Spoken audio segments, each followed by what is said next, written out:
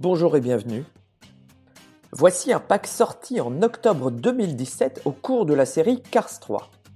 Ce pack Next Gen Racers 4-Pack est consacré, comme son nom l'indique, aux concurrents nouvelle génération qui remplacent petit à petit les coureurs vétérans dans Cars 3. Ce pack est exclusif à l'enseigne de magasin Target, il est donc difficile de le trouver en dehors des États-Unis.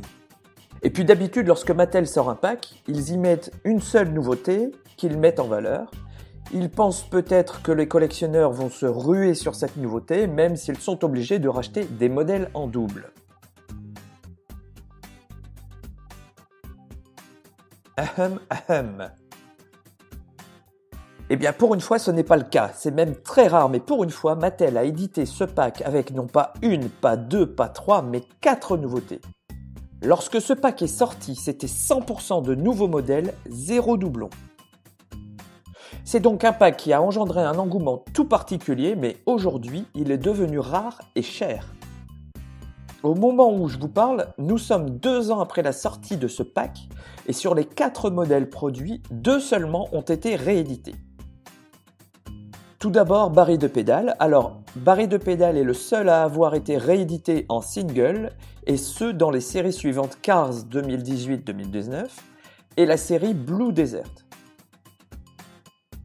Malheureusement, au cours de ces séries, la production de singles est passée en Thaïlande et les modèles possèdent désormais des pare-brises désolidarisés. C'est peut-être pas tout à fait le cas de la toute première réédition de Barry de Pédale, qui était peut-être la version chinoise, et qui possède aujourd'hui des rayures dans les vitres arrière.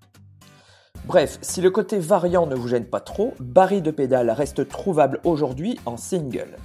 Et d'ailleurs, donc en parlant de variant, vous remarquerez qu'à l'époque, les modèles n'étaient pas produits avec des rayures dans les vitres arrière, donc c'est encore une différence avec les modèles d'aujourd'hui. Le deuxième racer à avoir été réédité est J.D. McPillar. Mais attention, quand je dis réédité, c'est pas beaucoup mieux parce que lui, il a été réédité dans un pack de 11. D'ailleurs, j'aime beaucoup la forme de J.D. McPillar, contrairement aux 3 autres racers de ce pack, qui sont tous basés sur le même modèle, moins beau à mon goût, plus massif, plus rectangulaire, bref, moins dessiné. Et donc les 2 autres modèles restent encore 2 ans après leur sortie exclusifs à ce pack. Il y a tout d'abord Flip Dover, qui est d'une couleur rose absolument superbe, et qui représente cette nouvelle écurie dont je ne connais pas le nom et qui porte le numéro de 00. Il a une peinture pailletée, mais regardez à quoi ressemble son personnage dans le film. Il devrait être couvert d'une peinture métallisée, alors espérons que Mattel en fasse un jour une version métallique finish. Et puis pour terminer, le coureur next-gen de l'écurie Trunk Fresh, Steve Slick Lapage. Les coureurs de l'écurie Trunk Fresh ont toujours été dans des tons verts, mais là on est passé à un vert kaki très sombre.